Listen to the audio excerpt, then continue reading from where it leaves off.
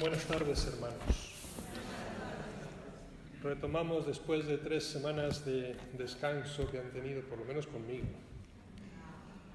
este contexto homilético del Evangelio de Mateo, con esta nueva parábola que nos presenta hoy su Evangelio, una nueva parábola para intentar acercarnos con imágenes sencillas a la realidad del reino de los cielos, a la que desde nuestra fe todos aspiramos a alcanzar. Antes de nada me gustaría ponerles un poco, ubicar este Evangelio en algunos antecedentes y sobre todo en el contexto actual que nos toca vivir. Para empezar, Jesucristo no es original en la parábola.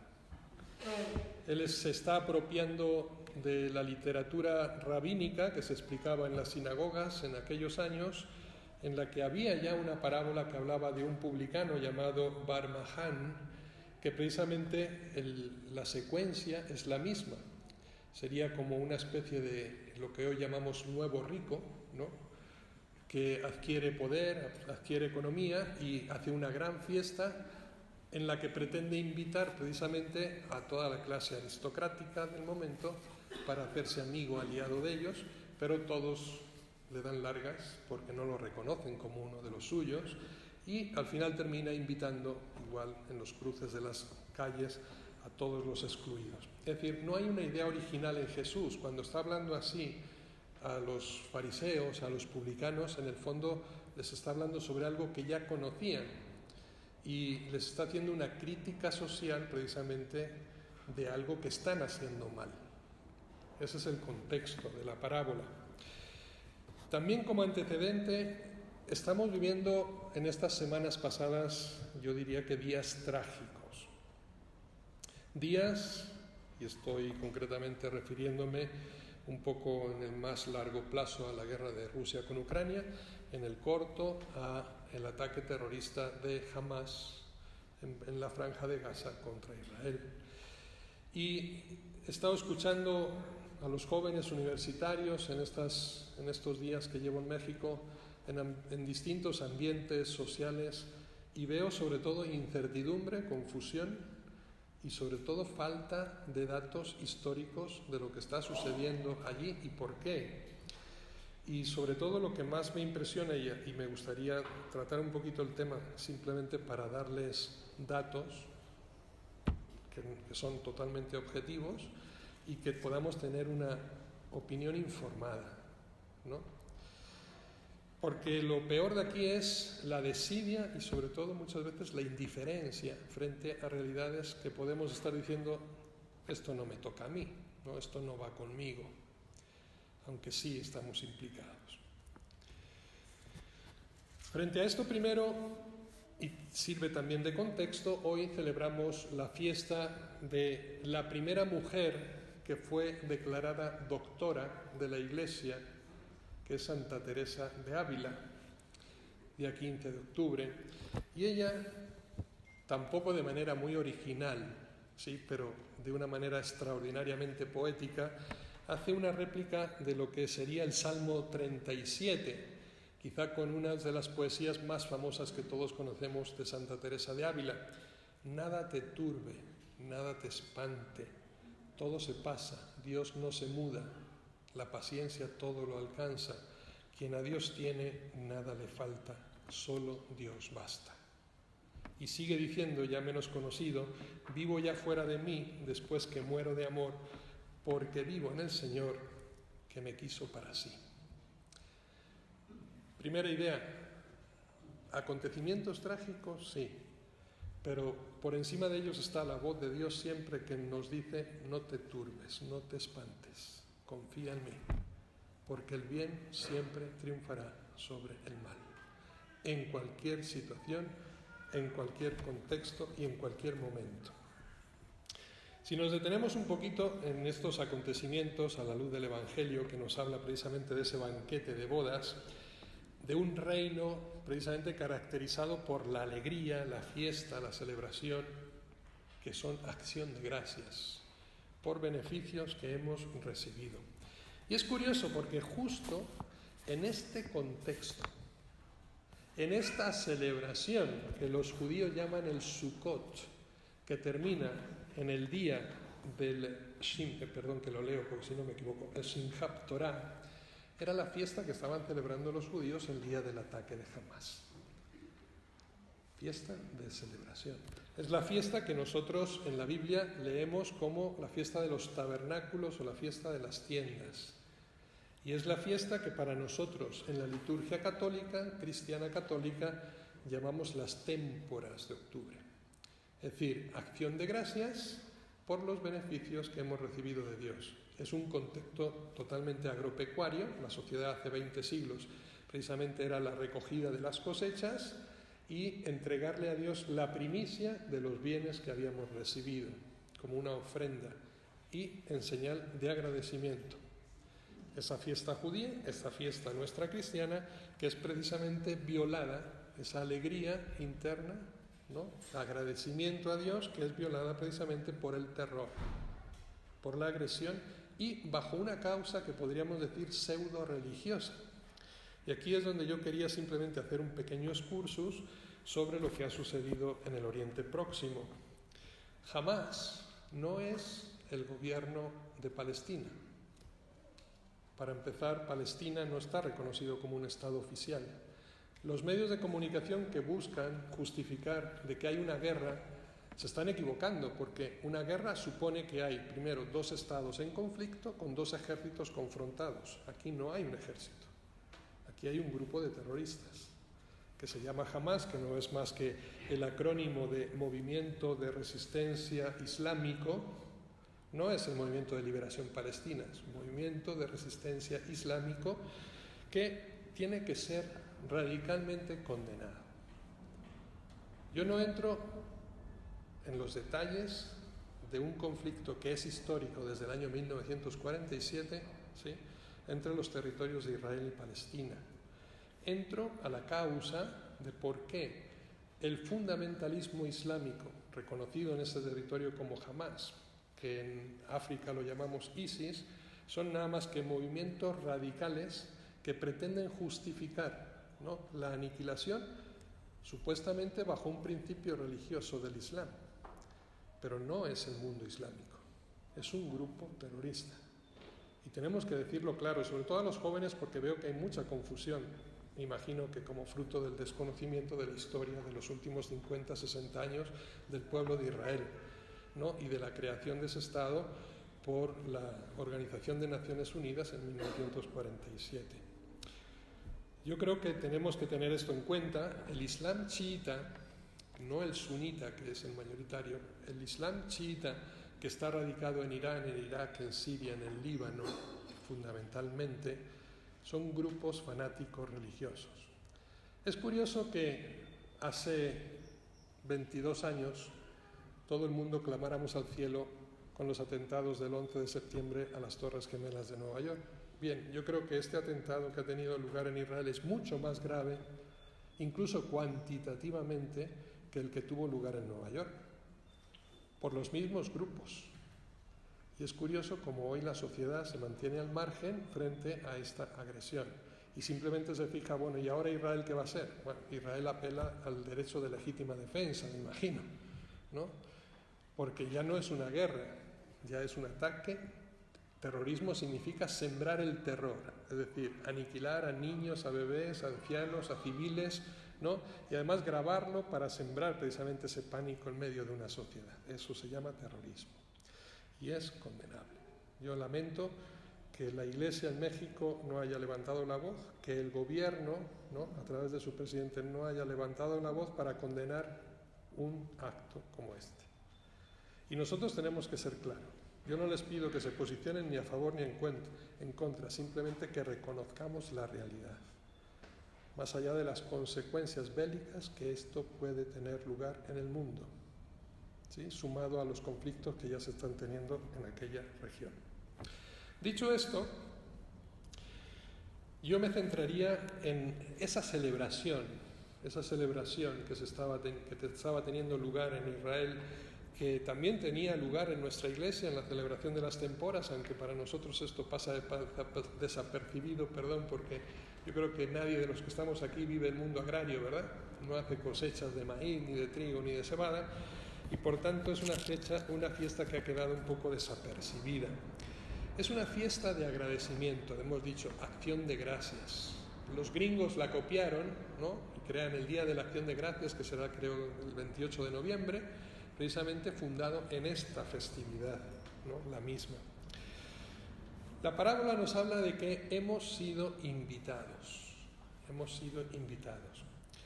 Miren, les cito simplemente dos textos también populares. Miguel de Cervantes Saavedra, en El Quijote, este libro que yo me imagino que todos, al menos en parte, habremos leído alguna vez, cuando le dice a Sancho, cuando éste va a tomar posesión del gobierno de la ínsula Barataria, de gente bien nacida es agradecer los beneficios recibidos. Y uno de los pecados que más a Dios ofende es la ingratitud. Le dice, ¿no?, el Quijote a Sancho. Y Francisco de Quevedo también dice, pocas veces quien recibe lo que no merece agradece lo recibido. Creo que son dos parágrafos que nos llaman la atención sobre la importancia que tiene que tener el agradecimiento en nuestra vida. Y a veces lo poco que lo practicamos, cuando debe ser una virtud pilar, no capilar, en el cristianismo. Y esto crea una dicotomía, porque según el esquema del pensamiento humano, terrenal, funcionamos de esta manera. Yo te doy para que tú me des.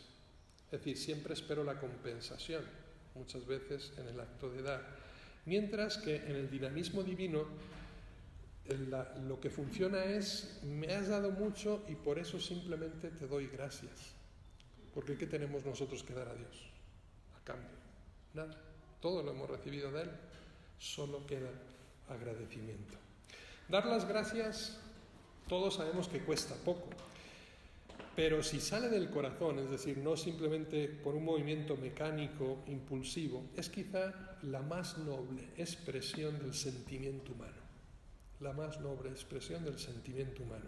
El agradecimiento es a veces lo único que podemos dar y eso bastaría, porque quien da otra cosa, es decir, como una compensación, como un intercambio, lo que está haciendo es comerciando.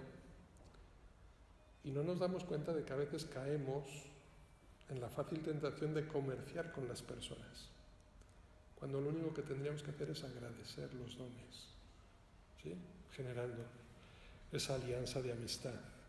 Quien no es agradecido, yo diría que es sumamente pobre en su vida, quizá no en sus posesiones.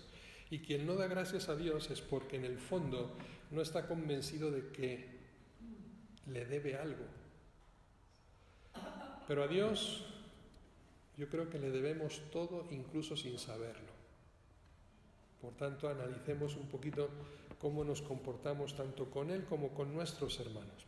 Hemos sido introducidos al banquete del reino. Esta es la grandeza, pero sin merecerlo.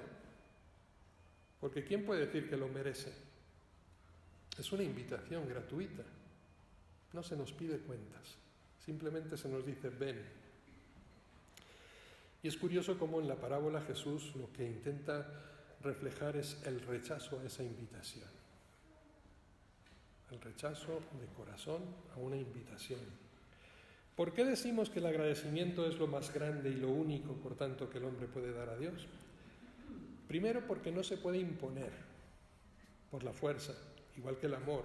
Es algo que tiene que surgir espontáneamente del corazón y eso le da grandeza. Y tiene que brotar precisamente de la profundidad personal, auténtica. No se vuelve de esta manera en la expresión misma de la propia persona, es decir, de lo que tú eres y no de lo que tienes. Lo importante es quién eres, no cuánto tienes, cuánto posees, a los ojos de Dios. Y si estás dispuesto precisamente a poner a su disposición lo que tú eres. Esto es lo que a Dios le agrada. Recuerden aquella frase que yo ya he citado aquí en una ocasión, de Gilbert Chesterton, con esa ironía propia de los anglicanos, que a veces entendemos mal los latinos porque somos mucho más irónicos todavía que ellos. Dice Chesterton: una vez al año agradecemos a los Reyes Magos los regalos que encontramos en los zapatos, ¿verdad? Que estoy mirando al niño aquí. Pero nos olvidamos de dar gracias a aquel que todas las mañanas nos da 2 pies para meterlos en los zapatos. Es hermoso, Chesterton, sí. Cuando uno se acerca a él.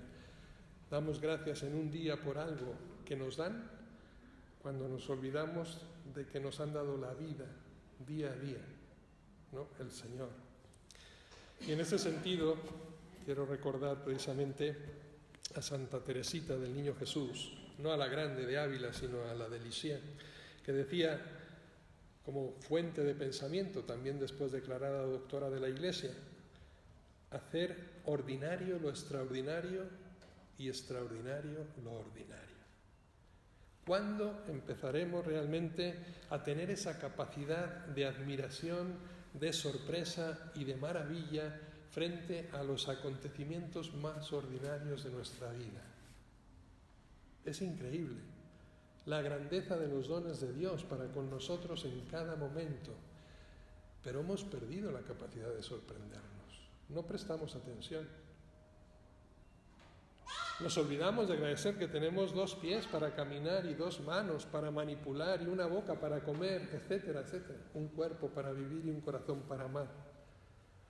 Y a veces nos hemos materializado tanto que solo vemos la posesión material, aquello que me sirve de utilidad. Y quiero centrarme, por tanto, en este carácter de sorpresa, porque creo que es la esencia del Evangelio que acabamos de escuchar. Dejarnos sorprender por lo inimaginable. Dice el Papa Francisco, nos lo recuerda y sobre todo se lo dice a los jóvenes en distintas ocasiones: nunca dejen de soñar. Nunca dejen de soñar. Yo se lo digo a todos ustedes y me lo digo a mí mismo: no dejemos de soñar. Y Alessandro Pronsato, este sacerdote italiano, del que soy un gran devoto, leyéndole recuerdo un dato que decía que él se quejaba, le llamaba la atención su director espiritual cuando él era seminarista, que le decía: tu fantasía crece demasiado deprisa, me decía. A lo que él responde, dice: en realidad caigo en la cuenta de que cuando se trata de Dios corremos demasiado poco con la fantasía. Tenemos miedo a separarnos de la tierra, a abandonar nuestros angostos horizontes. Cuando se trata, por tanto, de los dones de Dios, la razón no nos ayuda mucho a comprender. De hecho, es totalmente irracional el Evangelio que acabamos de escuchar. Solo la fantasía, por tanto, que se despega de lo real, de lo previsible, de lo lógico, logra no desviarse del mundo de Dios. Ténganlo siempre en cuenta. El mundo de Dios sobrepasa todo lo imaginario. Infinitamente lo sobrepasa. Por tanto, yo les digo, soñemos. Cuando abramos los ojos, vamos a caer en la cuenta de que la realidad divina está infinitamente mucho más lejos que nuestros sueños más audaces o locos.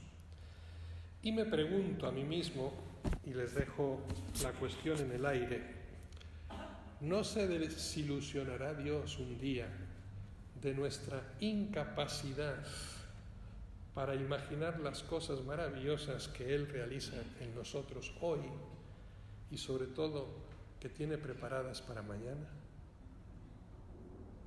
¿No se desilusionará de nosotros porque no alcanzamos a imaginarlo? ¿Porque no queremos soñarlo? ¿Tendrán razón los comunistas, marxistas, cuando decían que la religión era el opio del pueblo? ¿No?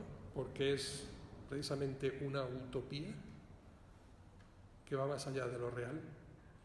En el fondo yo creo que hasta tenían inspiración divina al proponerlo. Y por último decía Pronsato, lo que nos lleva al paraíso no es el haber intentado evitar los malos sueños, sino el haber sido capaces de tener sueños imposibles. Ese es el paraíso, soñar lo imposible. Miren, el Evangelio de hoy, la parábola del reino, el banquete, se mueve precisamente en este ambiente de sorpresa. Y yo les voy a señalar 4, aunque ustedes en su reflexión personal quizá puedan ir diseñando otras más. Primera, el reino representado como un banquete, como una boda, como una fiesta, y no, como a veces pensamos, como un juicio. ¿O no? Ustedes piensan en el juicio final de los tiempos, donde Dios, ¿no?, es el que juzga, tasa y condena. ¿Ese es el Evangelio que escuchamos? Yo creo que no tiene nada que ver con eso. ¿Quién lo inventó? No lo sé ni quiero saberlo, pero está equivocado. El Evangelio diseña, Jesucristo nos habla del reino de los cielos como una fiesta, ¿sí?, en la que todos somos precisamente invitados. La fiesta, la boda, el banquete es el símbolo por excelencia de la alegría, del encuentro, de la comunión. Nada más lejos que del juicio y la condena. Segunda sorpresa, el rechazo absurdo de los invitados. Es curioso, frente a la generosidad de Dios, nosotros lo rechazamos. Es el signo, yo diría, de la indiferencia, de la lejanía y del fastidio por lo religioso, a la que nos está impulsando hoy nuestra sociedad. Todos, si se dan cuenta en la parábola, tenían algo más importante que hacer. ¿Cuál es el porcentaje de población que estamos hoy presentes en la misa dominical, en el banquete de bodas? Y el resto tenía algo más importante que hacer este domingo, en este día. Increíble, sorprendente. Y Jesucristo denuncia, porque es el culmen de lo absurdo, porque incluso matan a los enviados. Ahora bien, yo hago una autocrítica, como pastor, como sacerdote. Digo, ¿no será que a veces algunos de los que hemos sido enviados precisamente para transmitir ese mensaje del reino, lo hemos convertido en un recordatorio de funeral más que en una invitación a una fiesta? ¿No lo hemos cargado de demandas, de normas, de mandamientos, de preceptos, de exigencias, y entonces el mundo ve la religión como una carga y no como una bendición? ¿No hemos caído a lo mejor en un falso pesimismo frente a la religión? Tercera sorpresa, el proyecto de Dios nunca se interrumpe, nunca se interrumpe. No piensen que cabe la palabra fracaso en el plan de Dios. Es imposible. Dios siempre triunfa. A pesar de la falta de adhesión, a pesar del rechazo, la propuesta no se anula, más bien se aumenta. El plan de Dios nunca fracasa. Si los invitados no quieren venir, ampliemos la búsqueda. Salgamos a las calles, que vengan los excluidos. La sala nunca se vacía. El Evangelio rechazado por unos encuentra siempre acogida inesperada en otros muchos corazones. No cabe pesimismo en la Iglesia. Déjenlo aparte. Y por último, la última sorpresa, ese giro dramático protagonizado por aquel invitado descubierto sin traje de fiesta, sin traje de gala. Miren, en el contexto bíblico el traje es el símbolo de la dignidad de la persona y de los valores morales que tienen que estar presentes siempre en ella. Cuando Mateo incluye este detalle, porque además, según los exegetas, como que esta parte final de la parábola no es una narración de lo que Jesucristo dijo, sino una añadidura del evangelista, viendo que el Evangelio se había ido extendiendo en el mundo griego, en el mundo romano, ¿no?, asumiendo a los paganos. Mateo quiere hacer hincapié en lo importante que tiene, que el Evangelio tiene que ser bien entendido en ese mundo y que no es solamente entrar a la fiesta, sino que la fe debe tener un influjo en la vida de la persona. Un error que no lo podemos apropiar perfectamente cada uno de nosotros. Es decir, no es posible ser cristiano si no se cambia la propia conducta. Ser cristiano no es venir simplemente a una celebración y cumplir con unos preceptos. No, ser cristiano es un modo de vida que se tiene que mantener permanentemente. Las exigencias éticas, por tanto, de la vida cuentan para el reino de los cielos. Y aquí yo creo que está perfectamente reflejada lo que después en el Catecismo de la Iglesia Católica conocemos como comunión sacrílega.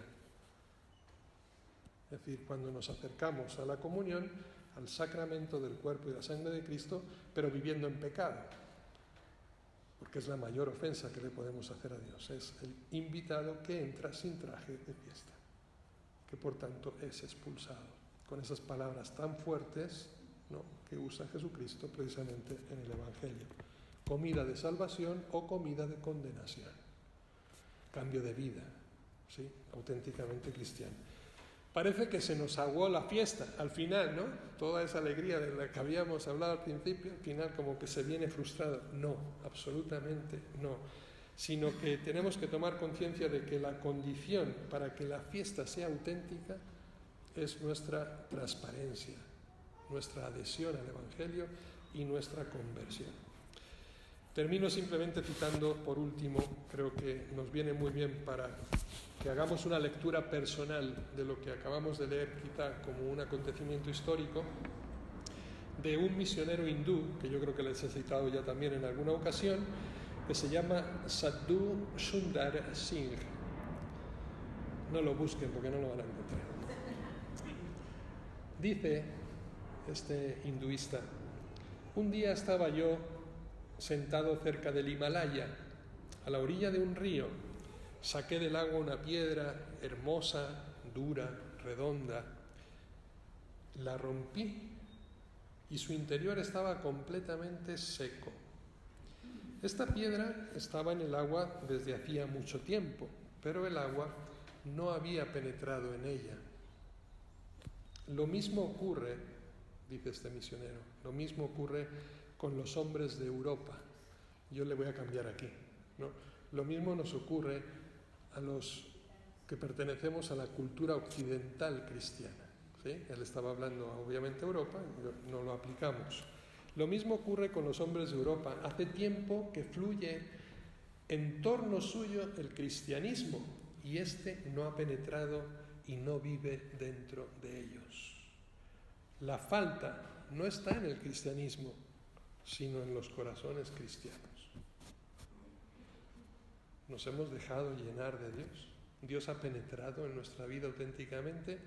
¿O nuestro cristianismo simplemente es un aspecto exterior de nuestra vida? Actos sociales que cumplimos, mandamientos, ¿no?, a los que reaccionamos. Simplemente yo creo que es una llamada de atención para todos nosotros y simplemente para terminar les invito a que vivamos de sueños y de fantasías, porque ese es el reino de Dios. Algo que nuestra razón nunca entenderá hasta que lo vivamos, pero está presente en medio de nosotros. Que así sea.